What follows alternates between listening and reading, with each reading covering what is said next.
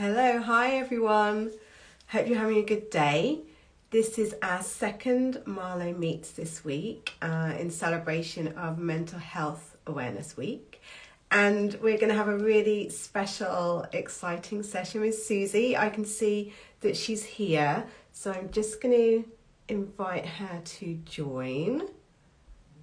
Here we go.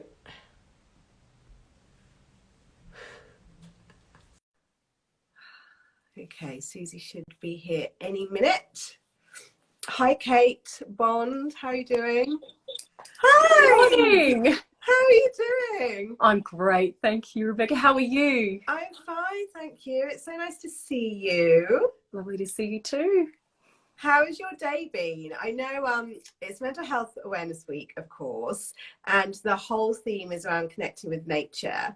And I always think about the first time that we spoke and how you were out on your morning walk, and you're a person that spends a lot of time with nature. So have you been out and about today?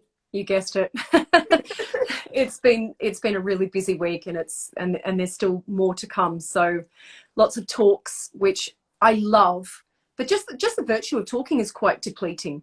So yeah, I had a lovely walk through spacious fields this morning, enjoying that sense of freedom, and yeah, topping up the energy bank.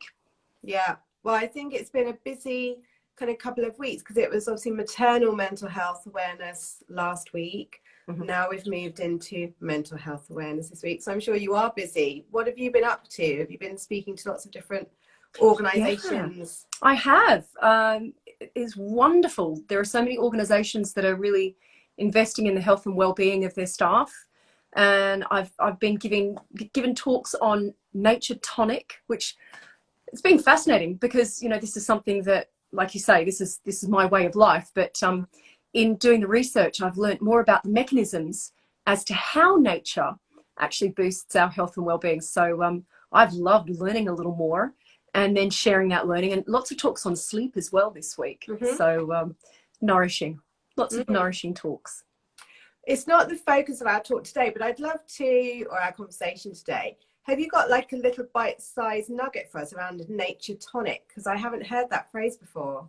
Well, basically, whatever it is that we need, I think we can find it in nature. It's just a matter of thinking about how we can infuse more nature into our life, whether it's getting out into it, whether it's listening to it, whether it's reflecting on metaphors in nature. There's so many different ways. One of my favorite practices is thinking about my calm, safe place and going there. Now, the fact is, I can't physically go there. It's on the other side of the world. And I literally don't know when I'll be able to get there again. But I go there every single day in my mind's eye. So you know, there's so many different ways of enjoying it. It's what resonates for each individual. Yeah, because I was going to say that not everyone has, you know, a lot of people live in urban areas, or you don't have easy access to, you know, forest or outdoor spaces or the ocean. And so that's really interesting to hear that you don't have to, like there are other ways that you can tune into that. Yeah, and I think even just reflecting on the messages that we see in nature can be tremendously soothing and comforting.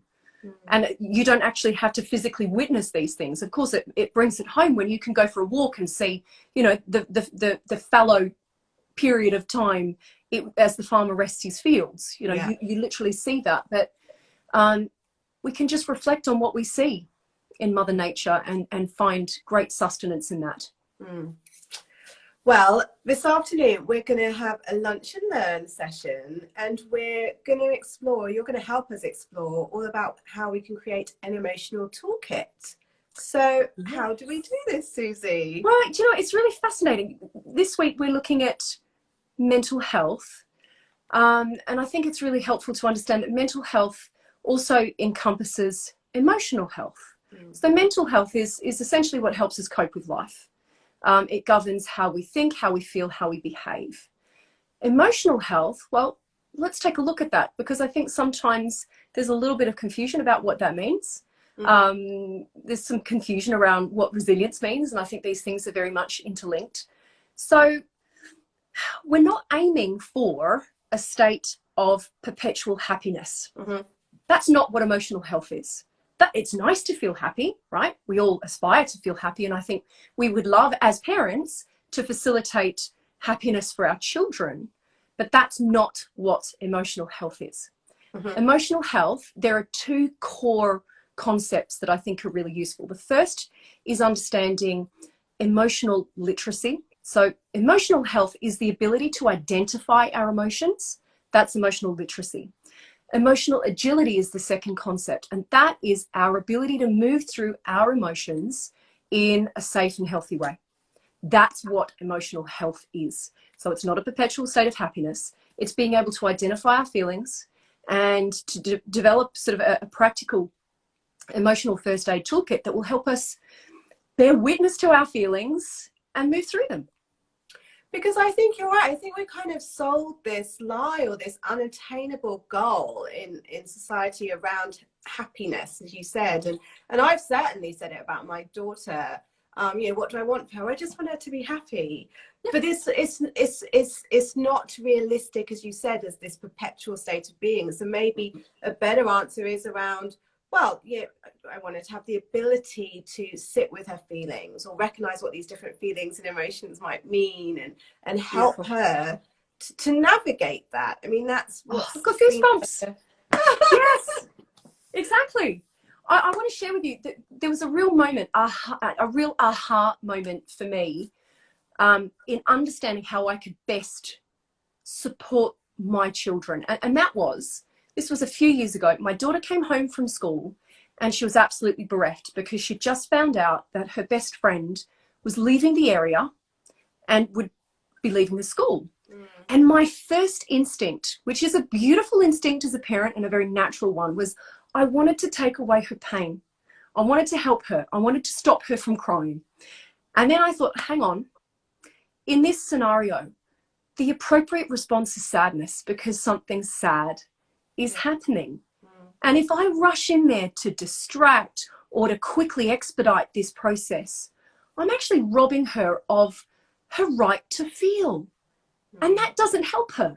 So even though it was motivated by love and care, that was a real pivot point for me where I thought, okay, my daughter needs to be understood. She needs to be heard. She needs validation. And then there needs to be an opportunity to express those feelings, to move through them. And then sometimes we want to be distracted from them, but not at the expense of having an opportunity to give voice or to move through them. So that was a real learning curve for me. I think really our job as parents is to prepare our children for life. And the fact is, every emotion has its place, has its purpose. And okay, I think a lot of this stuff wasn't modeled for us growing up, but can we be beginners with our kids? And can we learn together how to manage our feelings and walk through life together? Well, it feels like, it's striking me as you're talking, there's so much for us to unlearn as parents and unpick. I was thinking about your daughter in that moment, or this don't cry, or there's almost this urge to gloss over or sweep everything away rather than sit with it. And I think there's definitely something generation around that. And I can only speak about British society and culture, but you can see that my parents were definitely of the school that you don't talk about the difficult stuff, or in any seeking out any kind of professional help, for example, would be seen as making it worse. Because if we could just all get on with it, then that's the best thing to do. I think it's from how we've been raised, the messages that we've been given about emotions, even simple things like, when a child falls over, quick, up you hop, dust yourself off. Come on, you're okay. In actual fact, if we can say to our children, that hurt. I'm really sorry. Cry it out. You have every right to express that, because it's that expression that actually dissipates the pain. That actually is the healing. So we need to take a look at the messaging that we've been fed, whether that's, from our parents or from society, and take a look at, does this serve us? Can we do things differently? And we can do things differently. Because there's an opportunity there, isn't there? If we're doing things differently, we never stop learning, we never stop growing, never stop healing, as far as I'm concerned. And so for the grown-ups in these scenarios, whether we're parents or family members or, you know, friends, there's a chance for us to do things in a different way too. And V Tuck, so I don't know your first name, but had said that, you know, what we're talking about really resonates in terms of her ex-boyfriend. He never validated her feelings as being legitimate, you know, that kind of sweeping away. And so I think it's interesting and exciting that whatever age we are, there's still an opportunity to learn and really explore how we cope with things and feelings when they come up. Mm. And there's certainly skills that we can develop together as a family. Yeah. I love that, you know, you can read a book with your child and we can ask questions of each other, like, well, how do you think they would feel in that moment? You know, when you're watching a film, we can ask similar questions. Or I think even in sharing our own emotions, it's just allowing for there to be an open and honest dialogue. And I know through lockdown, a lot of parents were thinking, I've got to keep this to myself. I've got to hold it together. I want my children to know that everything's okay. But in actual fact, it leaks out anyway, right? Our children were well aware that something odd was going on. I think if we can be honest and share in appropriate ways how we're feeling, we then allow them the opportunity to do the same. Yeah, that open, honest dialogue is just, it's so important. And it's okay for our children to see us missing someone. It's okay for them to see us grieving. It's okay for them to see us struggling, because let's be honest, the appropriate response to a challenging time is to struggle, right? Resilience doesn't mean that we are immune from challenging emotions or immune from pain. It just means that we've got a toolkit that helps us keep putting one foot in front of the other. And that's what this stuff is all about. So in practical terms, like how does one measure that? Because I can definitely relate to that, of getting really upset or getting angry or crying. You know, where is the balance, or how can we help internally navigate the balance of sharing with your children the realities, and then also, I guess, acknowledging that innate sense of wanting to protect them, or that feeling of I've got this and I've got you. Yeah. I think it's really important that we express our emotions. We don't act them out. Yeah. So it's important that we don't do harm, right? So when we're angry, we can let our children know that we're angry without them feeling the brunt of our anger, for example.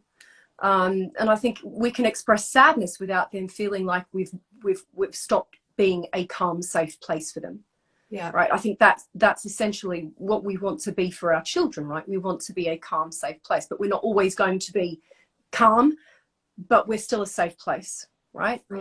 I think it's the language that we use. Yeah. It's in saying, this is how I feel now, but I'm aware that there's the presence of other emotions as well.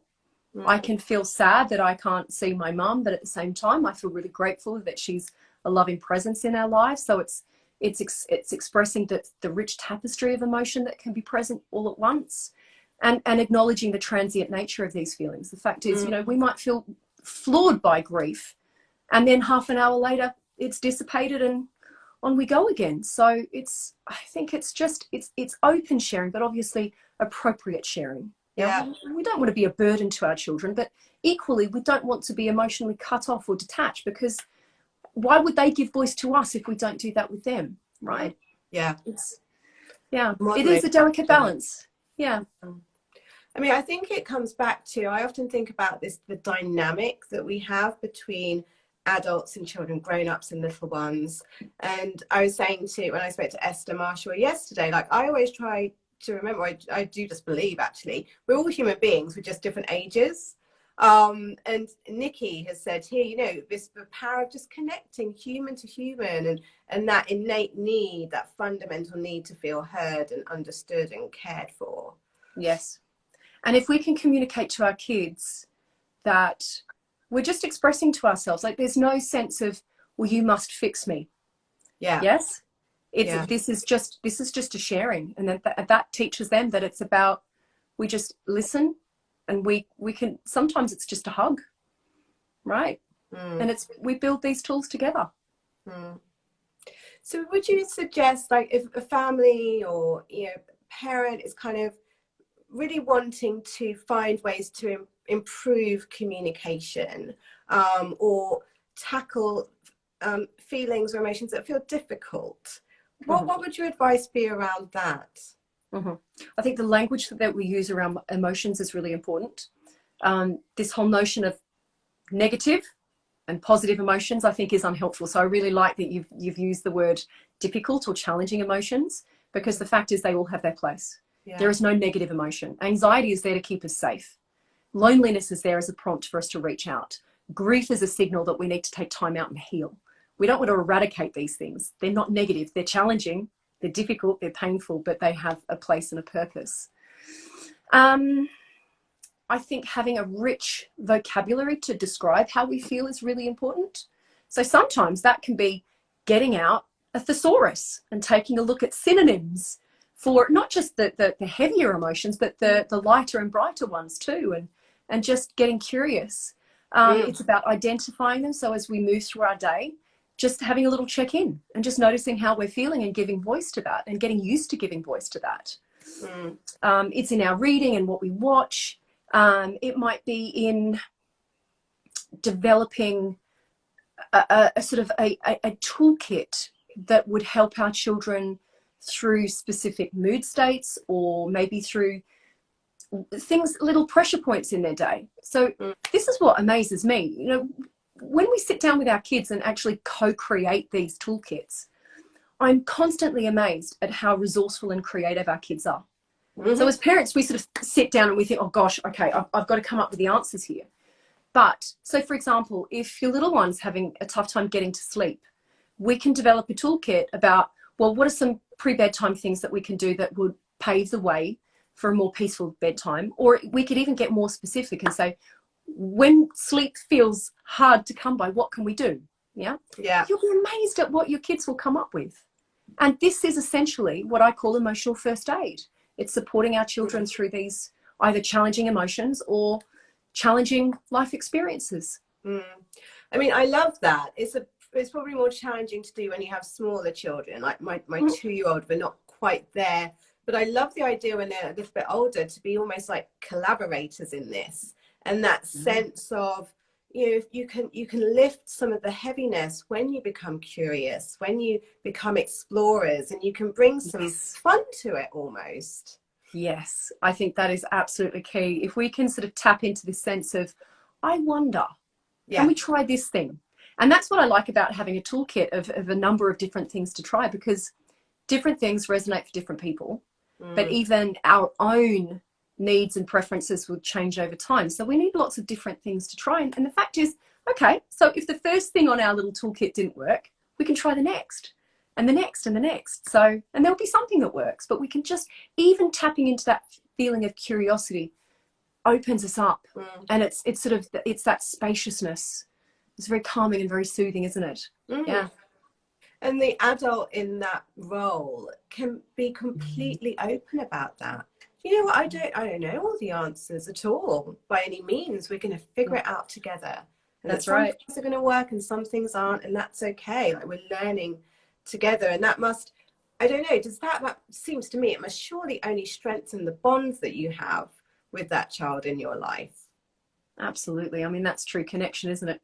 Yeah, where we can be vulnerable, we can be honest, but it's also, we're developing growth mindset together. We're showing that it's okay to not know everything. It's okay not to be perfect. It's okay to, make mistakes as well. These are such beautiful gifts to give our children, aren't they? And to give ourselves. Exactly. Throw ourselves a bone. Yeah. It's too much pressure otherwise. And by putting, it feels like it's empathy and compassion at the heart of that, it just takes some of that pressure away. Like, nothing's ever going to be perfect all the time, and it's unrealistic to aim for that. Absolutely. Yeah, keep it real.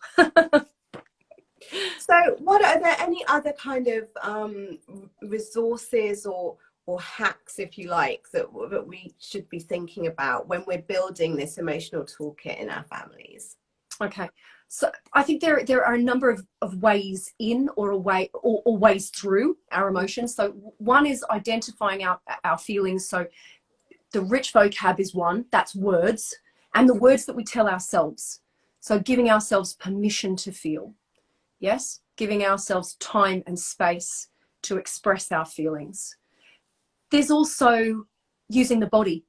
So every emotion has an energetic charge, right? So sometimes we can talk about it until we're blue in the face, but we kind of need to expunge it or to move through it in a sort of a more visceral way. So adding movement to our toolkit can be really powerful. And I love yoga for its catharsis. Yeah, that fluid movement, or just having a good stomp through a field, or take it to Mother Nature to cleanse and soothe. And we have the breath as well. So Yes. there are breathing techniques that can calm and soothe. There are others that are sort of more about expunging resentment, anger. So lion breath is the prime example there. So if anyone's not familiar with lion breath, this is a beautiful way to release anger without doing any harm. So we breathe in through the nose, exhale through the mouth with the tongue extended as far out as possible with a real roar. So it looks and sounds like this. Right. You don't have to explain what that is to a 2-year-old, but a 2-year-old can get benefit from it. So these are things that the whole family can enjoy. So we've got words, we've got our, how we manage our thoughts and how we approach emotions. We've got the body, we've got movement, we've got touch, and then we've got the breath. So loads of different practices there. Something for everyone. And which is key, because as you said, we're all different and not everyone's going to enjoy particular things. I mean, I know when we've been working with children through Happy Marlo, we've had feedback, well, sitting quietly for 5 minutes just makes me feel more anxious than anything. I want to move my body. I feel calmer when I'm moving or dancing. And I think the embodiment piece is really, really powerful and important, as it's teaching us to combine, the mind and the body, rather than seeing them as separate components of ourselves, that more holistic approach in a way that kids can understand. Yeah, and I think that's a beautiful observation. It's allowing people to do what works for them. Yeah. And let's dabble, let's try different things, but it's okay to not want to just sit in stillness. It's also okay if you don't want to move in that way, but it's trying lots of different things, and different things in different moments work for different people. Yes. Yeah. We have quite a few people on. I'm just checking to see if we have any questions, and please write them on. Okay, here we go. Vita again, hello. Interested to know if either of you have any daily practices with your families around communicating feelings. From my point of view, my little girl is 2, and so we don't have any daily practices just yet. But one of the things that I'm really looking forward to doing with her is around the feelings of gratitude, or each day, before going to bed or waking up in the morning, having a think about some of the things that are making us feel a bit joyful, or, as a kind of, I'm thinking already about what are the entry points as she's growing up to start and create a really strong foundation for us to have these kind of conversations.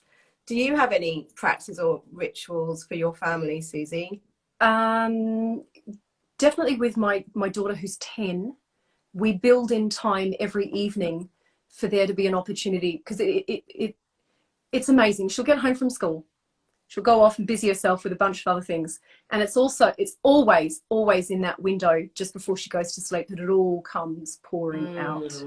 So we just make time to sit, and sometimes she's just sharing what's happened in her day, sometimes she's sharing concerns, but we've got to build that time in. Yeah. I think for a lot of parents it's like, oh my God, now you're choosing now. But if we can just prepare ourselves and mentally factor that in, I think that helps. For my son, I think it's just we just, as often as we can, we just talk about this happened and I feel this, or it's just getting good at sort of pinpointing opportunities to give voice to it. Yeah. It's practice, isn't it? Daily practice, but it's practicing the practice. Yeah, definitely. Just having a look. Giving someone time, attention is such a beautiful gift. It really is. While we're together, I wanted to talk about our giveaway and talk about your books. And so I actually have them. So Suzy and I are running a joint giveaway this week with 2 of Suzy's amazing books.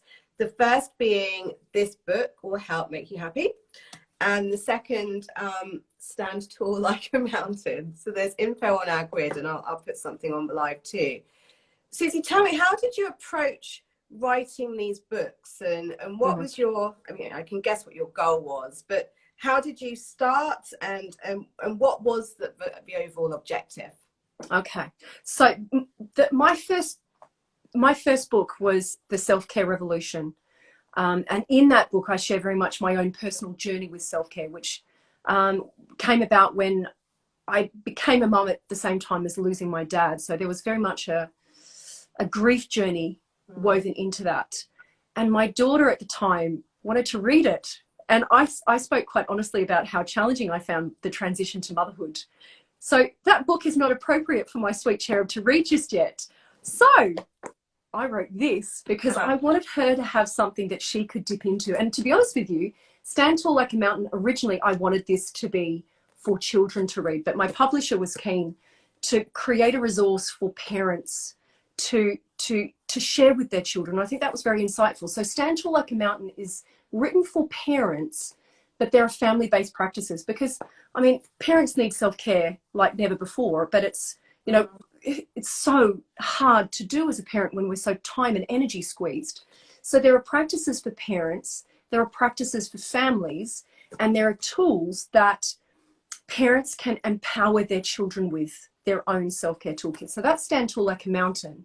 And then I was thrilled to finally get the opportunity to write directly for kids. So this book, Would Help Make You Happy, is written for 9 to 11-year-olds. But equally, if you have younger children, you can read it to them. I've read it to my 6-year-old. In fact, he read it to me. He loved lots of little illustrations throughout. So it's accessible, it's light and bright.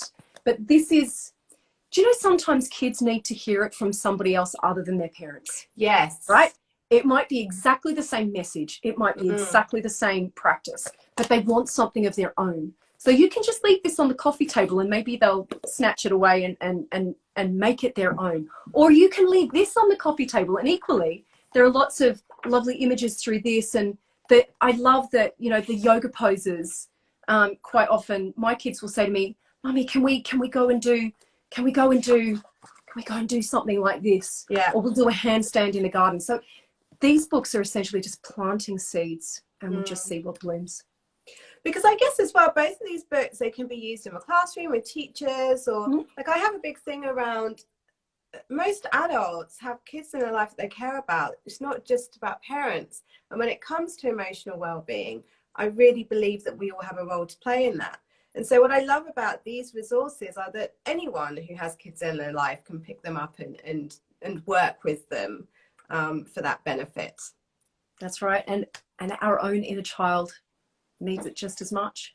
And sometimes we need it delivered in a really simple, easily digestible way. And that's what these books are about, making it really accessible. Well, as I said, we are giving a copy of each away, and the winner will be announced on Friday. But equally, they are also both in I want to say in publication, right? They are both available at bookshops and Amazon and all the usual places if you want to pick up a copy yourself. We're nearly coming to the end of our half hour together, Suzy. Is there anything else that you wanted to touch on before we wrap up? Oh, just make space for the rainbow of emotion. Yeah, give ourselves permission to feel it all. And I hope that some of the physical practices that we've talked about today will just plant some seeds of ways that we can support ourselves through them. And I think compassion is absolute key. Yeah, absolutely key. Go gently. Yeah, gently with our children and gently with ourselves, right? Yeah, absolutely. Yes. Thank you so much, Suzy. I've really enjoyed our chat, and thank you for taking the time. An absolute pleasure. It's a joy. It's a joy to share the journey together, isn't it? That's what this is about. Exactly. Yeah, thank you. Take care and I'll speak to you soon. Thanks, Rebecca. Lots of love. Bye. Bye, everyone.